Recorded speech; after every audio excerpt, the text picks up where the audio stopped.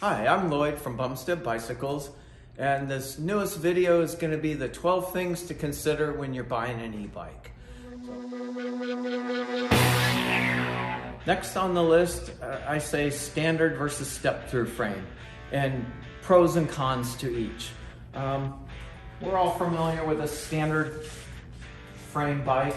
Some people over the years would call it a men's or boys bike versus the step-through frame, which again used to be, oh, well, that's a girl's bike.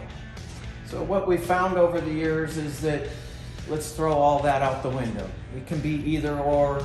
They're generic, guys or girls, doesn't matter. Pros to a standard frame, just in bikes in general, traditional frames in non-e-bikes, you had a stronger, lighter frame if you went to a traditional. So high performance bikes would always be that triangle style frame.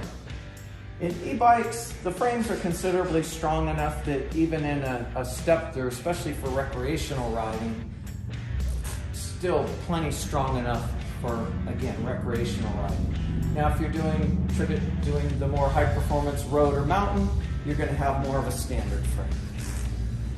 So pros and cons: standard frame, you've got to swing a leg over, you've got to work, and then you've got to worry about standover height, as we talked about in sizing.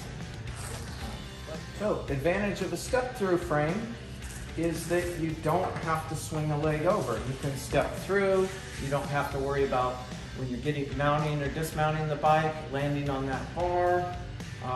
If you've added a luggage rack and maybe a basket or a bag, swinging a leg over gets even harder. So basic advantage to the step through is just ease of mounting and dismounting the bike. Huge advantage for a lot of us, especially as we get older. But just in general terms, it's just easier to get on and off the bike.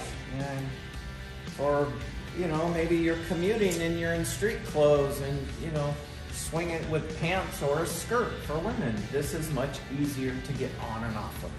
So standard versus step through, pros and cons to each. Again, depending on your use of the bike, that hopefully will help you decide.